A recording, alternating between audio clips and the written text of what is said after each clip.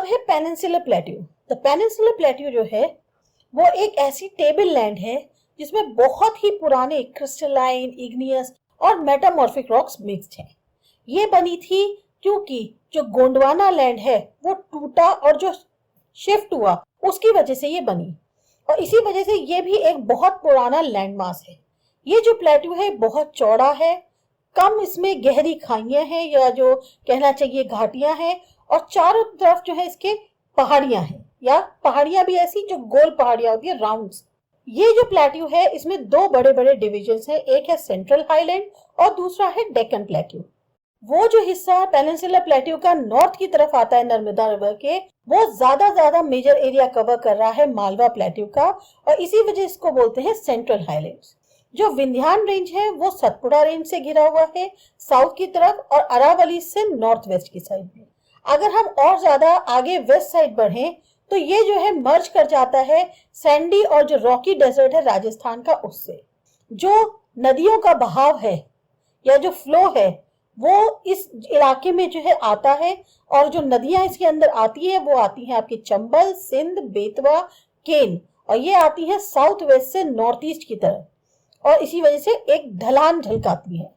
Central highlands जो हैं वो ज्यादा चौड़े हैं वेस्ट में, और ईस्ट साइड में पतले हैं। तो जो ईस्टवर्ड एक्सटेंशन है इन प्लेट्यूज का उसको लोकली तौर पे बुंदेलखंड या बघेलखंड बोलते हैं। जो छोटा नागपुर प्लेट्यू है वो आगे का जो ईस्टवर्ड एक्सटेंशन है वहां पर दामोदर नदी देखने को मिल जाएगी। डेक्कन प्लेट्यू जो है वो एक ट्रायंगुलर लैंडमास है जो कि साउथ में पड़ता है नर्मदा नदी के। सतपुड़ा रेंजेस जो है उसका मैक्सिमम आपको जो बेस है वो मिल जाएगा नॉर्थ में, जो कि काफी चौड़ा है, जबकि महादेव, कैमर हिल्स और जो मैकल रेंज है वो ईस्टर्न एक्सटेंशंस बनाते हैं। डेक्कन प्लेट्यू जो है वो वेस्ट साइड में थोड़ा ऊंचा है, और उसके जो स्लोप्स हैं वो ईस्ट की साइड है। अगर थोड़ा सा एक्सटेंशन देखिए प्लेट्यू का तो वो भी विजिबल हो जाता है नॉर्थ ईस्ट से। वहां पर लोकली इसको मेघालय, करबी एंगलोंग प्लेट्यू या नॉर्थ कैचर हिल्स बोलते हैं। ये एक फॉल्ट से सेपरेटेड है छोटा नागपुर प्लेट्यू से। तीन प्रोमिनेंट हिल रेंजेस जो वेस्ट से ईस्ट की तरफ मिलते हैं वो है गारो, खासी और जयंतिया। जो वेस्टर्न घाट्स और ईस्टर्न घाट्स हैं वो मार्क करते हैं वेस्टर्न और ईस्टर्न एजेस डेक्कन प्लेट्यू की। वेस्टर्न घाट्स जो है वो बिल्कुल पैरेलल है वेस्टर्न कोस्ट के। ये लगातार है, कंटिन्यूअस है, और सिर्फ पासेस के थ्रू ही इनको क्रॉस किया जा सकता है। जो वेस्टर्न घाट्स हैं वो ईस्टर्न घाट्स के मुकाबले थोड़े ऊंचे हैं। उनका जो एवरेज ऊंचाई है, एलिवेशन है, वो 900 से लेकर 1600 मीटर है, जबकि ईस्टर्न घाट्स की ज्यादातर 600 मीटर तक है। ईस्टर्न घाट्स जो हैं वो कहाँ से उनकी स्ट्रेचिंग है, महानदी वैली जो है जो नीलगिरीज की साइड से है वहां से लेके साउथ तक, जो नीलगिरीज मतलब महानदी वैली से लेके नीलगिरीज तक आते हैं जो कि साउथ में है। ईस्टर्न घाट्स कंटिन्यूअस नहीं है, इरेगुलर हैं, और कई जगह मतलब कटे हुए हैं नदियों की वजह से, क्योंकि वो नदियां जो हैं बे ऑफ बंगाल में गिरती हैं।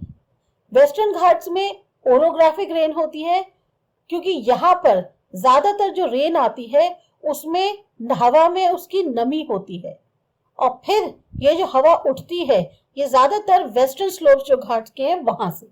वेस्टर्न घाट्स जो है अलग अलग लोकल नेम से जाने जाते हैं। हाइट जो वेस्टर्न घाट्स की है वो बढ़ती है नॉर्थ से साउथ की तरफ। हाईएस्ट पीक जो है वो इसमें है अन्नईमुडी और डोडा बेटा। महेंद्रगिरी जो है ये हाईएस्ट पीक है ईस्टर्न घाट्स की। शेवरॉय हिल्स और जवाड़ी हिल्स जो है ये लोकेटेड है साउथ ईस्ट में ईस्टर्न घाट्स की। सबसे ज्यादा जो एक मुख्य फीचर है पेनिनसुलर प्लेट्यू का वो है यहाँ का ब्लैक सॉइल एरिया, जिसको बोलते हैं डेक्कन ट्रैप। ये वॉल्केनिक ओरिजिन का है, और इसी वजह से यहाँ की जो रॉक्स हैं वो इग्नियस हैं। ये रॉक्स जो हैं एक तरह से बिल्कुल खाली हो गई हैं काफी समय से, और इसी वजह से यहाँ पर जो फॉर्मेशन है वो ब्लैक सॉइल का है। अरावली हिल्स जो है वो ज्यादातर वेस्टर्न और नॉर्थ वेस्टर्न मार्जिन पे हैं पेनिनसुलर प्लेट्यू के। ये वो हिल्स हैं जो काफी ज्यादा इरोडेड है, और इनको ब्रोकन हिल्स की तरह ही देखा जाता है। ये एक्सटेंड करती हैं गुजरात से Delhi, south west north east direction में। अब बात करते हैं हम अपने इंडियन डेजर्ट की। इंडियन डेजर्ट जो है वो वेस्टर्न मार्जिन में पड़ता है अरावली हिल्स के। ये एक ऐसा सैंडी प्लेन है जिसमें ज्यादातर सैंड ड्यून्स मिलेंगे, यानी कि रेगिस्तान है तो उसमें मिट्टी के टीले, आपको जो रेत के टीले होते हैं वो बहुत ज्यादा देखने को मिल जाएंगे। इस रीजन में बहुत कम रेनफॉल होता है, लगभग 150 mm से भी कम पूरे साल। एरिड क्लाइमेट है, वेजिटेशन बहुत कम है। जो झरने हैं वो ज्यादातर सिर्फ तब दिखते हैं जब बरसात का मौसम होता है, और जैसे ही बरसात खत्म हुई या पानी इतना नहीं है वो गायब हो जाते हैं रेत में, और इतना पानी नहीं होता कि वो समुद्र तक पहुंच सके। लूनी ही एक अकेली बड़ी सी नदी है इस इलाके में। बर्चन्स जो कि एक क्रिसेंट की शेप जैसे ड्यून्स हैं, वो ज्यादातर एरिया को कवर किए हुए हैं, पर जो लॉन्गिट्यूडनल ड्यून्स हैं वो ज्यादा प्रोमिनेंट दिखते हैं इंडो पाकिस्तान बाउंड्री पे। अगर आप जैसलमेर जाएं तो आप वहां पर बारचन्स के ग्रुप्स को देख सकते हैं। फिर है हमारा कोस्टल प्लेन्स। जो पेनिनसुलर प्लेट्यू है ये बहुत ज्यादा स्ट्रेच है इस पे नैरो कोस्टल स्ट्रिप्स की, जो कि अरेबियन सी जो वेस्ट है वहां से लेके बे ऑफ बंगाल ईस्ट तक दौड़ रहा है। वेस्टर्न कोस्ट सैंडविच बनी हुई है वेस्टर्न घाट्स और अरेबियन सी के बीच में, और ये पूरा का पूरा मैदानी इलाका है लेकिन बहुत चौड़ा नहीं है। इसमें 3 सेक्शंस हैं। नॉर्दर्न पार्ट जो है कोस्ट का वो कहलाता है कोंकण, मुंबई, गोवा। सेंट्रल स्ट्रेच जो है वो कहलाता है कन्नड़ प्लेन, जबकि सदर्न स्ट्रेच जो है वो कहलाता है मलाबार कोस्ट। जो प्लेन्स बे ऑफ बंगाल के अलोंग है वो बहुत चौड़े हैं और बिल्कुल लेवल्ड हैं। नॉर्दर्न पार्ट में इसको रेफर किया जाता है नॉर्दर्न सरकार की तरह, जबकि सदर्न पार्ट में इसको बोला जाता है कोरोमंडल कोस्ट। जो बड़ी बड़ी नदियां हैं जैसे महानदी, गोदावरी, कृष्णा, कावेरी, ये एक बहुत बड़ा डेल्टा बनाती हैं इस कोस्ट पे। जो लेक चिलिका है वो भी एक इम्पॉर्टेंट फीचर है ईस्टर्न कोस्ट के अलोंग। और फाइनली हम आते हैं आइलैंड्स पे।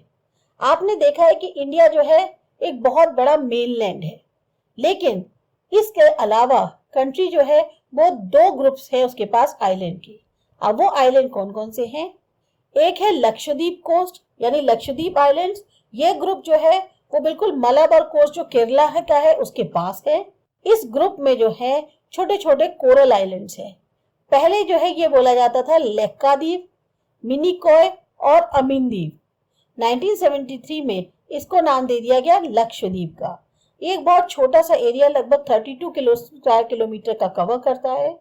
कवरत्ती आइलैंड जो है इसका एडमिनिस्ट्रेटिव हेडक्वार्टर्स है लक्षद्वीप का। ये जो आइलैंड ग्रुप है आपको यहाँ बहुत वैरायटी देखने को मिल जाएगी फ्लोरा और फौना की, यानी पेड़ पौधों की और जानवरों की। पित्ती आइलैंड जहां पर कोई बसता नहीं है, यहाँ पर मेनली जो है बर्ड सेंचुरी है, जो एक बहुत लंबी सी चेन है आइलैंड्स की, लोकेटेड है बे ऑफ बंगाल में, एक्सटेंड कर रही है नॉर्थ से साउथ की तरफ। ये है हमारे अंडमान निकोबार आइलैंड्स। ये बहुत बड़े हैं साइज में और बहुत ज्यादा हैं क्वांटिटी में और बहुत फैले हुए हैं। ये पूरा ग्रुप जो है आइलैंड्स का ये 2 ब्रॉड कैटेगरीज में डिवाइडेड है। अंडमान नॉर्थ में है, निकोबार साउथ में है। ये माना जाता है कि ये जो आइलैंड्स हैं ये थोड़ा सा उठा हुआ पोर्शन है सबमरीन माउंटेन्स का। ये आइलैंड्स ग्रुप जो हैं ये बहुत इंपॉर्टेंस रखते हैं कंट्री के लिए। यहाँ पर बहुत ज्यादा डाइवर्सिटी अगेन फ्लोरा फौना की देखने को मिल जाएगी। ये भी बिल्कुल इक्वेटर के पास हैं और यहाँ पर इनके लिए इसी वजह से इक्वेटोरियल क्लाइमेट है और बहुत ज्यादा इनके पास थिक फॉरेस्ट कवर है। तो एक जो डिटेल्ड अकाउंट होता है अलग अलग फिजियोग्राफिक यूनिट्स का, वो ये बताता है कि हर इलाके की अपनी एक यूनिक फीचर है। तो ये चीज क्लियर हो गई होगी कि हर इलाका, हर रीजन जो है, हर क्षेत्र दूसरे को कॉम्प्लीमेंट करता है और इसी वजह से हमारी कंट्री जो है वो नेचुरल रिसोर्सेज में काफी ज्यादा रिच है। माउंटेन्स मेजर सोर्स माने जाते हैं वाटर और फॉरेस्ट वेल्थ का। नॉर्दर्न प्लेन्स ग्रीनरीज है हमारी कंट्री की। ये मेन बेस प्रोवाइड करती हैं जो पहले की सिविलाइजेशन थी उनके लिए भी। प्लेट्यू जो है स्टोर हाउस है मिनरल्स का, जो एक बहुत क्रूशियल रोल प्ले करते हैं इंडस्ट्रियलाइजेशन में कंट्री के। कोस्टल और आइलैंड ग्रुप्स जो हैं ये वो साइट्स हैं जो फिशिंग और पोर्ट एक्टिविटीज के लिए यूज होती हैं। तो जो हमारी डाइवर्स फिजिकल फीचर्स है इस लैंड के, इसने बहुत हमारे को पॉसिबिलिटीज दी हैं कि भविष्य में अच्छा डेवलपमेंट कर सकते हैं। तो ये था आपका चैप्टर। आपको अच्छा लगा, समझ में आया? सब्सक्राइब करो माय चैनल आसा एजुकेशन। बाय।